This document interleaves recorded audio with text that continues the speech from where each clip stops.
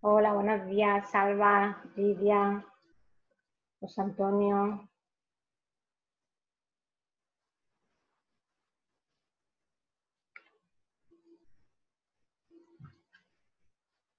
Bueno, vamos a empezar con la sesión de hoy.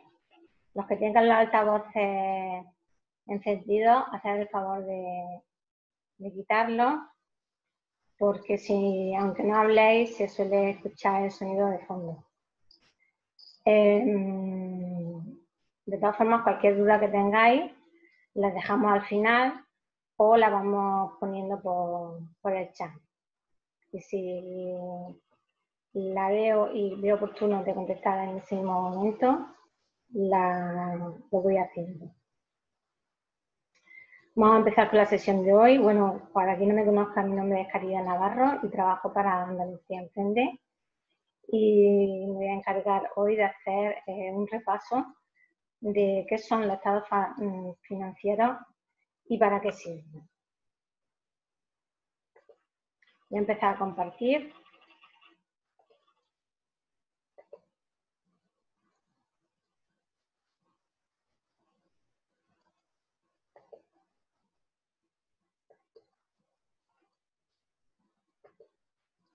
Bueno, para quien no sepa qué es la plataforma Somos Emprende, es una plataforma en la que hay miles de personas, emprendedores, usuarios dados de alta, en la que pueden interactuar entre sí y compartir su experiencia, incluso hacer consultas e informarse de de un montón de conocimientos relacionados con la cultura emprendedora y empresarial. Pasamos ya a lo que es el análisis de estados financieros, porque tenemos muy poco tiempo y es posible que el tiempo que tenemos sea muy ajustado para lo que tenemos que ver hoy. En primer lugar, antes de empezar a analizar los estados financieros, vamos a saber qué son los estados financieros. Normalmente los estados financieros son un informe que se sacan de la contabilidad de la empresa.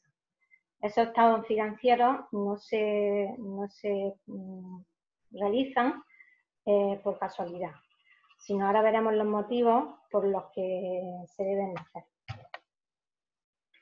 Para los que no tengamos mucha cultura financiera o mucha cultura desde el punto de vista de la contabilidad, y para poder hacerlo lo más sencillo posible y para que lo podamos entender todos, los que conozcamos, los que tengamos conocimiento en contabilidad y los que no tengamos conocimiento en contabilidad, perdón, voy a intentarlo hacerlo lo más práctico posible y lo más fácil de entender.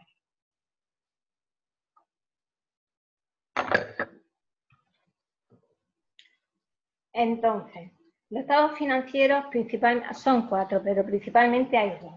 Uno, que es lo que en contabilidad se llama el balance de la empresa, y otro, que es lo que se llama la cuenta de pérdida y ganancia, que ese sí es más fácil de saber lo que es, porque incluso cuando tienes una empresa bajo la personalidad física, es decir, eres un autónomo o un individual, la cuenta de explotación siempre la tienes que hacer, es decir, los ingresos menos los beneficios, o sea, es obligatorio hacerla porque tienes que hacer tu declaración de la renta y tienes que declarar los ingresos y los gastos que tienes en los rendimientos de actividades económicas de uno de los apartados que tiene la declaración de la renta, que ahora mismo estamos en periodo de ello, ¿no?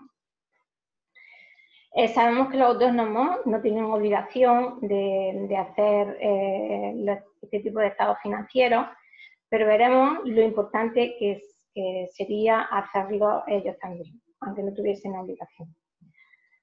Por un lado, tenemos lo que es el balance de situación, y el balance de situación, para hacerlo de forma más gráfica para que lo podamos entender todos, por un lado tendríamos todos los recursos que tiene la empresa, es decir, todas las inversiones que tiene la empresa para poder hacer la actividad más importante en su empresa.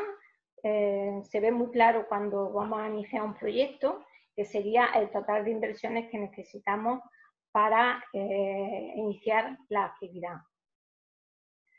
Cualquier empresa que empiece, pues va a empezar, a no ser que sea una empresa de servicios, va a necesitar inmuebles, va a necesitar equipos, herramientas, maquinaria, equipos informáticos, mercadería, si es una empresa que compra y vende productos o incluso los fabrica.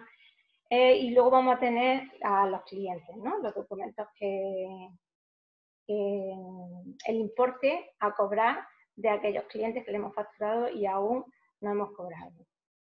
Y por último, siempre vamos a tener las cuentas que veremos más adelante, que son de tesorería o de liquidez, que son caja y banco. Normalmente en caja tenemos importes pequeñitos porque ya todo se maneja normalmente por la entidad bancaria. ¿Qué pasa? Que cuando nosotros iniciamos una actividad para financiar todo este tipo de recursos, o lo que se llama contablemente, nos tenemos que ir familiarizando con los nombres contables, que se le llama activos. Todas esas inversiones hay que financiarlas de alguna manera. Esa financiación son o bien deudas que tenemos con terceros o bien con recursos propios.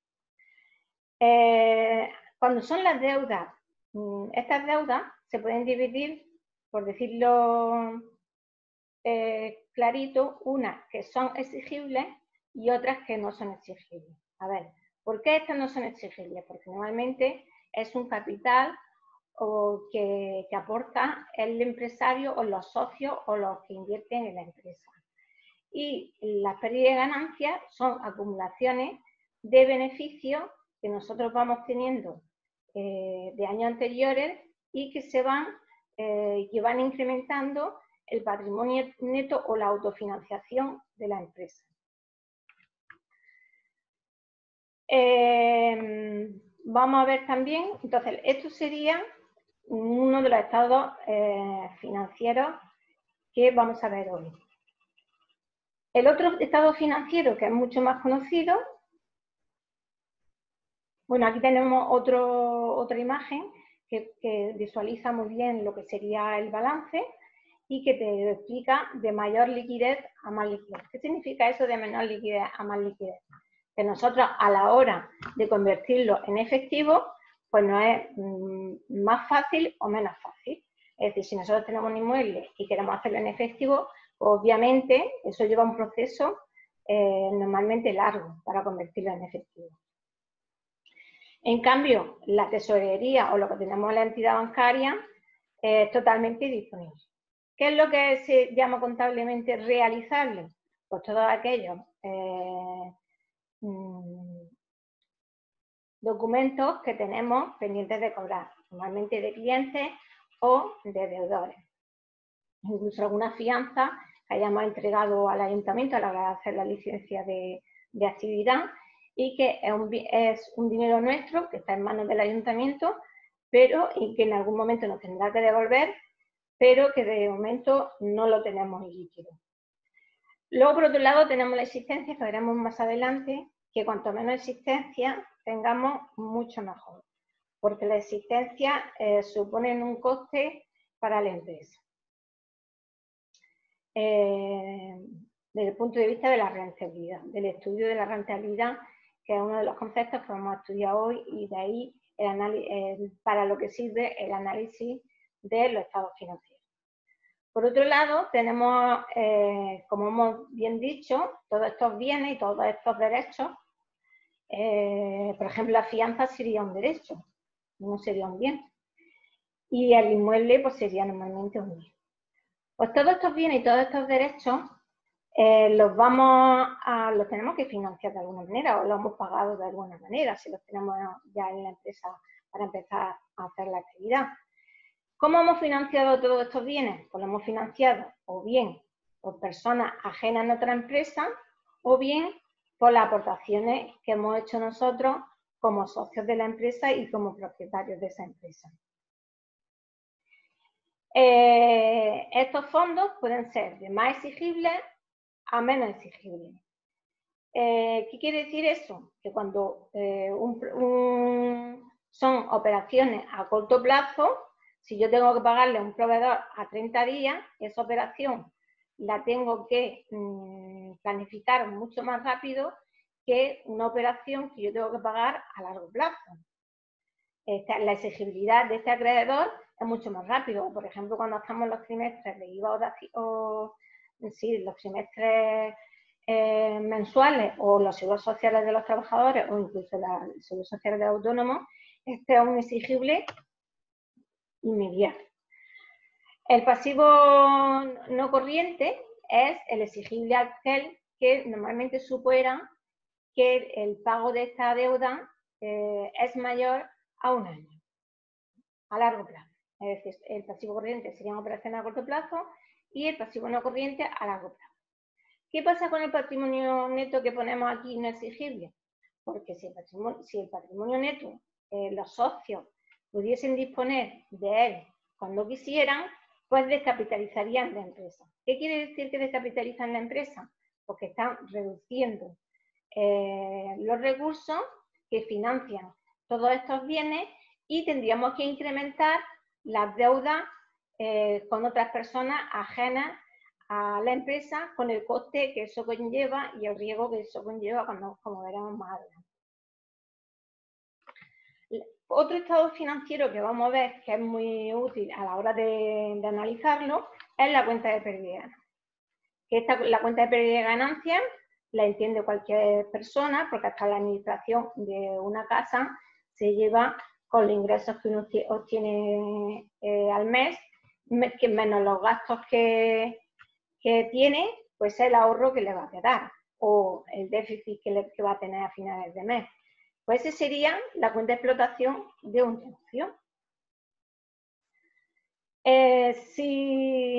Aquí he puesto esta imagen porque si nosotros tenemos una empresa que obtiene pérdida a la hora de nosotros pedir de cara a terceras personas, de cara a inversores en nuestra empresa o de cara a un banco o de cara de que un business angel invierte en nuestra empresa, el riesgo para ellos, si tenemos pérdida, va a subir. ¿Eso qué va a indicar? Que nuestra pérdida, que nuestra empresa esté dando pérdida o que ellos no vean que pueda tener beneficio en el futuro. Pues si invierten en nuestra empresa o nos hacen un préstamo, en caso de que sea una entidad bancaria, va a ser ese riesgo que incremente el tipo de interés de esa operación. Porque como sabemos, el tipo de interés tiene en cuenta muy y mucho el riesgo de la operación. Pues bien, una vez que lo hemos visto ya en imágenes más fáciles, estos serían ya los balances oficiales. Aquí tendríamos un balance abreviado porque hay dos tipos de balance. Está el balance abreviado, que normalmente son para pymes, y luego cuando la empresa alcanza un nivel de volumen de negocio o un nivel de total de activos, de total de pasivos o por número de trabajadores, ya le van a exigir que haga un balance normal y corriente que está mucho más detallado que este que tenemos aquí. Como nosotros normalmente trabajamos con empresas pequeñitas, vamos a estar acostumbrados a ver este tipo de balance. La cuenta de pérdida y ganancias que vamos a estar acostumbrados a ver, o la oficial, porque sabemos que la empresa, normalmente cuando es una sociedad limitada, una sociedad anónima, como tienen que todos los años tienen que registrar sus cuentas, sus estados contables, sus estados financieros, los tienen que depositar en el registro mercantil para cualquier persona ajena de la empresa pueda consultarlo. Le van a exigir que hagan tanto se le van a exigir que hagan estos dos estados contables, ¿no? Y más o menos pues tienen sería este modelo a seguir a la hora de hacer tanto el balance de la empresa como la cuenta de pérdida y ganancias, serían los modelos oficiales que el registro mercantil nos obliga a que utilicemos.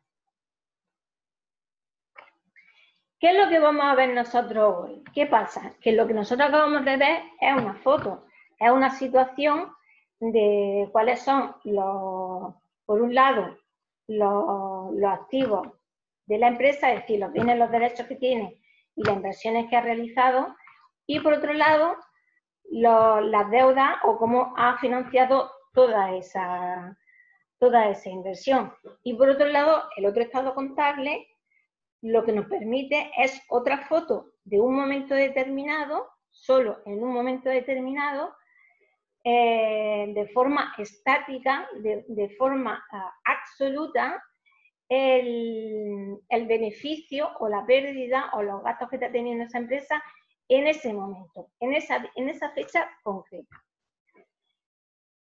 Pero esa información, si no la analizamos, puede ser significativa o no significativa, porque si yo hago una inversión de 200.000 euros y tengo una rentabilidad de 1.000 euros, pues eso habrá que analizarlo.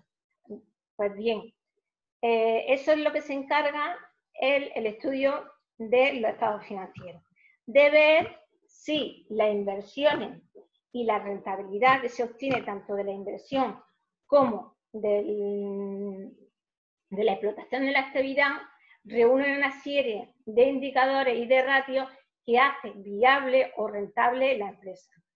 A la hora de hacer un plan de viabilidad, nosotros tenemos que hacer la parte del estudio económico-financiero. Y sabemos que cuando nosotros vamos a presentar este proyecto a una entidad bancaria, si el analista que estudia esos estados financieros no reúne los indicadores de rentabilidad, solvencia, endeudamiento, también tiene en cuenta a la hora de hacer el cálculo de ese análisis en los periodos de maduración de la empresa, el nivel de liquidez de la empresa, la productividad de la empresa, el valor añadido que aporta esa empresa, todos esos indicadores los va a sacar del estudio de hacer comparaciones, ya no absolutos, es decir, no solo de mirar la foto que tenemos del balance y de la cuenta de explotación, sino que va a empezar a hacer comparaciones entre, por ejemplo, la inversión que hemos realizado, los beneficios que hemos tenido por otro lado, y dentro de esos mismos estados financieros, dentro del balance, va a ver qué inversiones son más rentables, qué inversiones son menos rentables y, por ejemplo, dentro de la cuenta de explotación va a ver qué carga respecto a las ventas tiene cada nivel de gasto. ¿Para qué? Pues para poder hacer estrategias económicas y financieras en la empresa, porque desde ese análisis lo que nos va a permitir a nosotros es poder hacer variaciones tanto económicas como financieras y planificación económica y financiera en nuestra empresa. Y de ahí la importancia, porque el análisis de los estados financieros, las empresas la utilizan para establecer sus estrategias económicas y financieras y establecer sus objetivos de un futuro. Entonces, ¿qué es lo que nos permite el análisis del estado financiero? Pues ver tanto la situación de la empresa y si además comparamos ese balance que hemos dicho de un año concreto, lo comparamos con varios años, hacemos un histórico, vamos viendo, comparando, por ejemplo, el activo del año pasado con el activo de este año, vamos viendo si la empresa va creciendo o no va creciendo. O si comparamos la cuenta de explotación del año pasado con la cuenta de explotación de este año, vemos si hay partidas de gastos que han subido o han bajado, o si tenemos más beneficios, si no tenemos más beneficios, o si tenemos nuestro margen neto de la actividad o la rentabilidad de nuestra empresa ha sido superior al año pasado, porque las modificaciones que hicimos en base al análisis y al estudio económico financiero que hicimos, adoptamos una serie de medidas de la empresa y el segundo año podemos comprobar si esas medidas han sido eficientes o no lo han sido, para poder tomar otra vez decisiones. Aparte de que la empresa le sirva para establecer su planificación estratégica, los estados financieros se publican también porque los inversores que han invertido en nuestra empresa les interesa conocer también todas esas variables para saber cómo va la rentabilidad del dinero que han invertido. De ahí la importancia de no solo presentar los estados contables, sino hacer un informe de cómo van todos los ratios de la empresa. Entonces, estos ratios nos van a permitir dar una mejor información, nos van a permitir establecer distintas políticas. ¿Por qué? Porque nosotros podemos calcular, hacer varias simulaciones, es decir, podemos incrementar un gasto por un lado, ver si el incremento de un gasto por un lado o incrementar la inversión, esa inversión nos va a producir una rentabilidad que es viable o no es viable, o que, por ejemplo, vamos a suponer que la empresa decide hacer mayores inversiones porque necesita crecer, pero tiene que hacer un estudio de que si esa inversión le va a suponer un mayor beneficio. Ese problema se da mucho cuando una empresa, por ejemplo, está al 100% de su nivel de actividad, está saturado y llega un punto que necesita crecer. Pues bien, ahí es cuando se tiene que plantear ese análisis de esos estados financieros. Si la inversión o la entrada de nuevos trabajadores o la entrada de la nueva financiación le va a compensar, va a subir el margen o la rentabilidad del futuro negocio. De ahí su importancia. O sea que nos va a permitir proyectar nuevas metas, nuevos objetivos de la empresa, planificarnos y controlar mucho mejor la gestión empresarial. Bueno, todo este es el índice de lo que vamos a ver. Entonces, ¿a quién le interesa el análisis de los estados financieros? Pues le interesa, lo primero que le interesa es al empresario, porque nosotros cuando hacemos una empresa es para obtener una rentabilidad y saber si es rentable, si es solvente, y tenemos que saber si esa rentabilidad, si es viable tanto económica como técnica como financieramente. Todos sabemos que la viabilidad técnica es lo que nos permite saber si ese producto, ese servicio se puede vender, se puede hacer, se puede producir, si hay medios suficientes o la investigación suficiente para llevarla a cabo, o tenemos los recursos suficientes para hacerlo. Luego, la viabilidad económica es qué rentabilidad tiene el hacer esa actividad, y la viabilidad financiera es que, vale, necesitamos esta inversión, esa inversión se puede hacer, obtenemos un producto, obtenemos un servicio, lo podemos vender en el mercado, tiene una rentabilidad, pero ¿podemos financiarlo? ¿Podemos llevar a cabo ese proyecto? Pues la viabilidad financiera quiere decir que vamos a buscar todos los agentes que necesitamos para llevar a cabo toda esa inversión y toda esa actividad. Que a veces, en ocasiones, nos encontramos que sí podemos, pero hay en otras ocasiones que no podemos. De ahí que se queden muchas ideas y muy buenas sin llevar a cabo.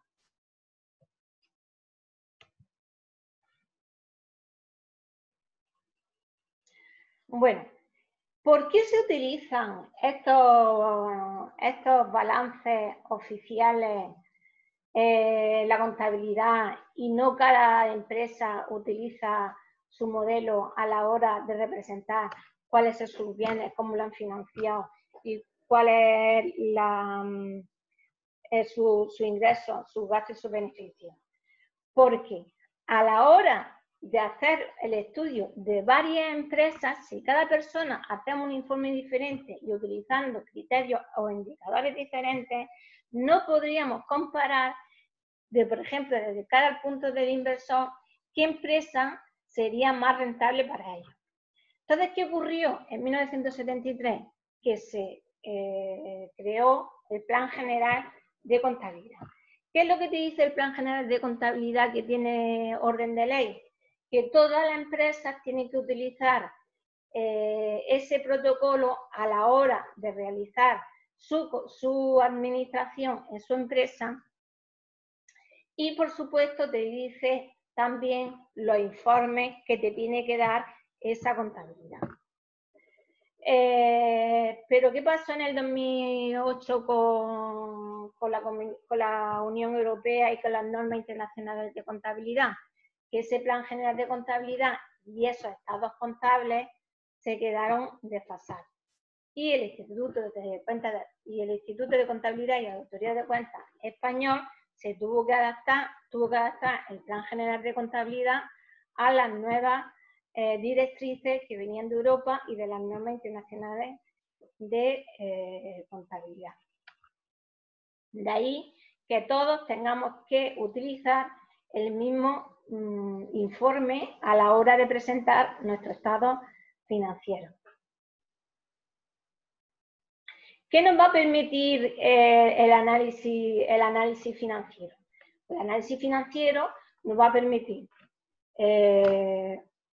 números, es decir, aspectos cuantitativos, nos va a permitir obtener aspectos cualitativos. Es decir, qué decisiones, qué planificación vamos a poder hacer en la empresa o qué estrategias van a utilizar los inversores a la hora de invertir en una empresa o invertir en otra.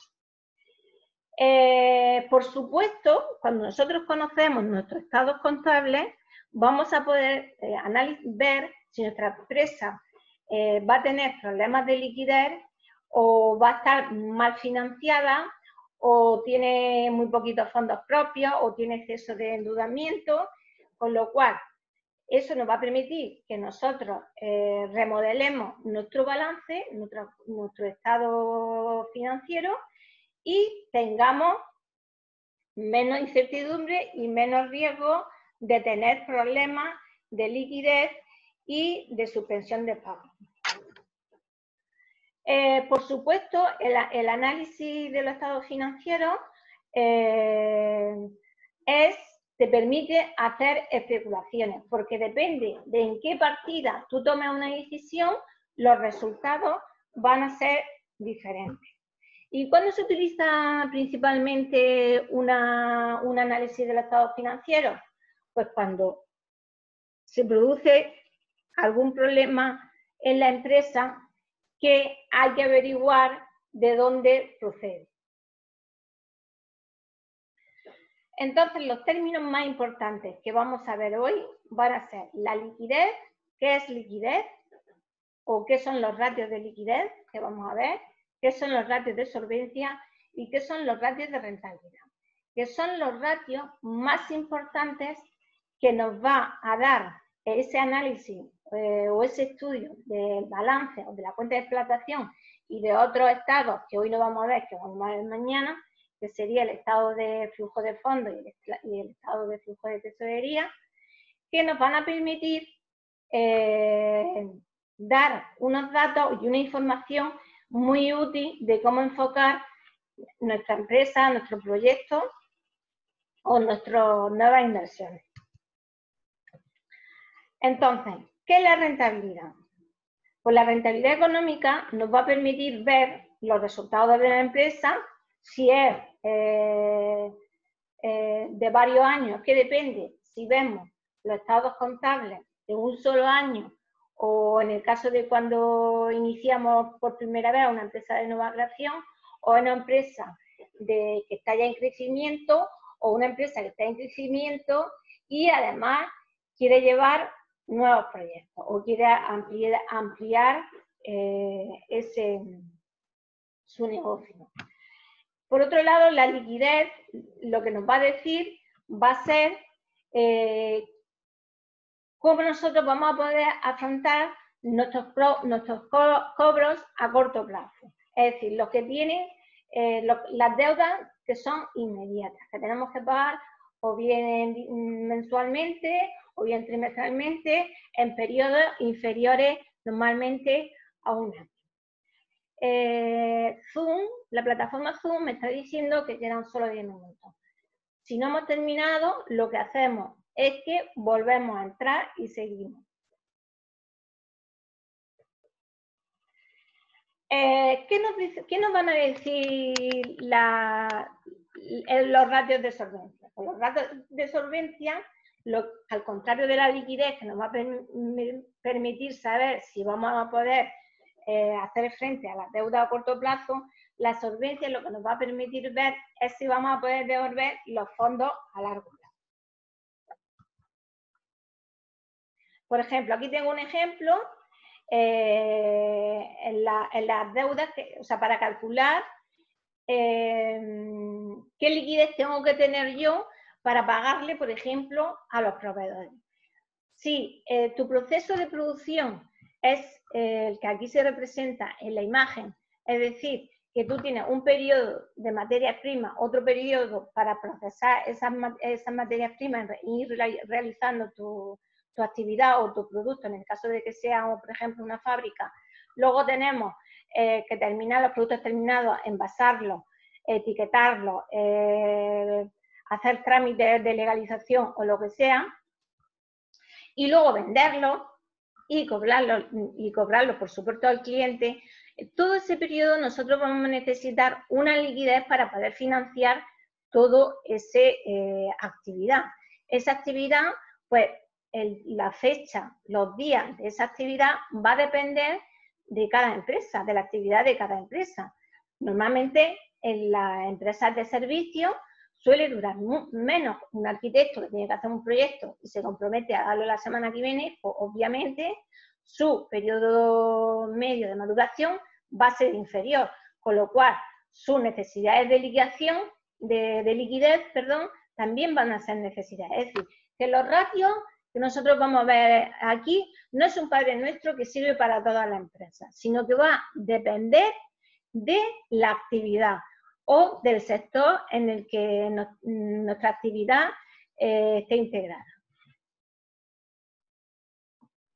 ¿Qué es lo que hace normalmente? Estas operaciones obviamente se tienen obligatoriamente que financiar con cuentas de crédito, y esas cuentas de crédito no deben de ser eternas, sino que esas cuentas de crédito, si ponemos en el caso de este ejemplo, si nosotros necesitamos para este periodo de maduración, necesitamos 200.000 euros y formalizamos una cuenta de crédito para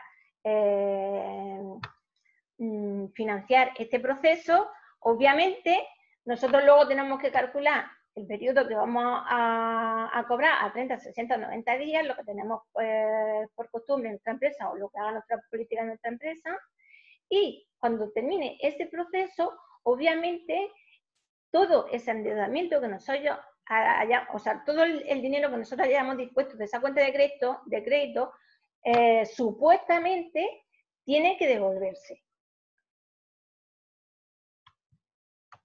Entonces, en el proceso de análisis económico-financiero se sigue normalmente un flujo, ¿no? Lo primero que tenemos los balances, cogemos los balances, cogemos la cuenta de los que tengamos, el balance, la cuenta de explotación, y en otros casos, si tenemos el estado de flujo de fondos y el estado de flujo de tesorería, cuantos más informes tengamos, mejor análisis podremos hacer.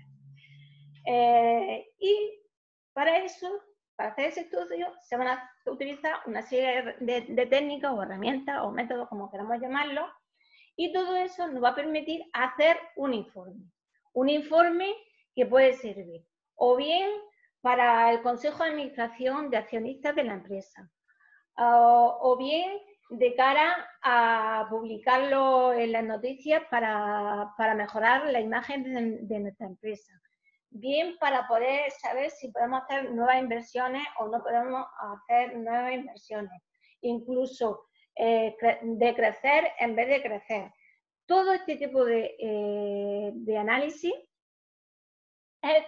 nos va a dar una información para tomar decisiones en la empresa.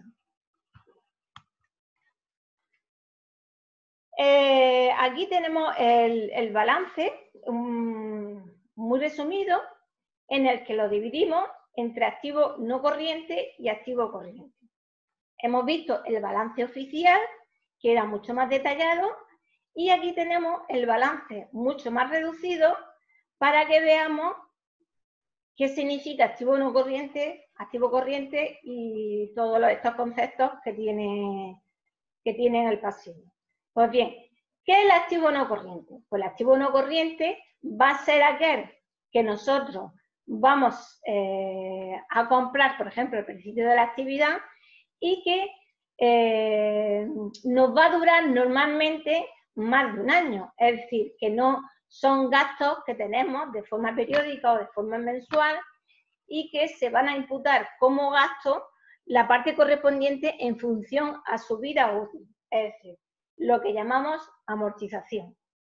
Y el activo corriente son donde nosotros vamos a contabilizar o imputar aquellos activos que normalmente van a tener, que van a ser a corto plazo. Y por otro lado, pues tenemos el pasivo, los fondos propios, que es el capital que han aportado la empresa, más los beneficios que nosotros vamos acumulando año tras año. Estos fondos propios pueden subir o pueden bajar en función si tenemos beneficios o tenemos pérdidas.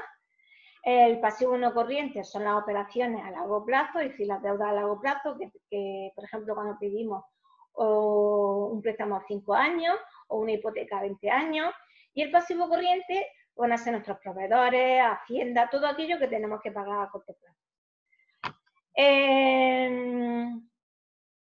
Aquí vemos un estado financiero totalmente equilibrado. ¿Por qué?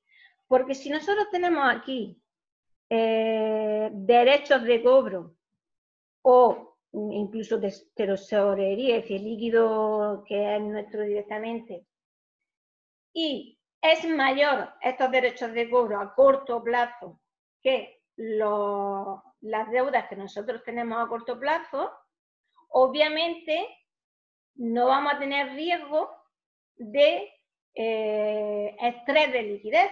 ¿Por qué? Porque nuestras previsiones de cobro a corto plazo o nuestro líquido a corto plazo va a ser mayor que la deuda que nosotros tenemos que hacer frente a corto plazo. Pues bien, la diferencia que hay entre el pasivo corriente y el total del activo corriente, que veremos más adelante, a eso es lo que nosotros llamamos fondo de maniobra. ¿Qué es lo que te va a permitir el fondo de maniobra? Pues no tener tensiones de liquidez. Estás tranquilo de que vas a poder afrontar todos los pagos que tienes a corto plazo. Como veremos, cuando esto sea diferente, se producirán desequilibrios en la empresa que pueden provocar grandes problemas, como ahora veremos.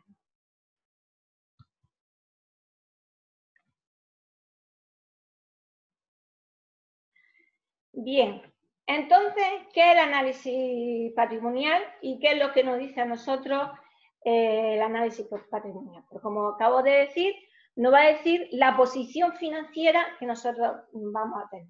Es decir, si vamos a poder afrontar nuestros pagos a corto plazo o si incluso tenemos exceso de liquidez, que tampoco es bueno, porque si nosotros tenemos nuestro fondo de maniobra es excesivo, lo que estamos haciendo ahí, imaginaros que sois una ferretería y que tenéis 120.000 euros de líquido en el banco o en caja, en tesorería. Y lo tenéis ahí para estar tranquilos de ir pagando vuestros pagos a corto plazo. Y resulta que vuestros pagos a corto plazo no van a ascender más al año, por ejemplo, a 60.000 euros. Pues, ¿qué estamos haciendo con esos 60.000 euros? Ahí, en una cuenta corriente que no nos está rentabilizando nada. Cuando podamos utilizar para hacer mejoras en la empresa o para poder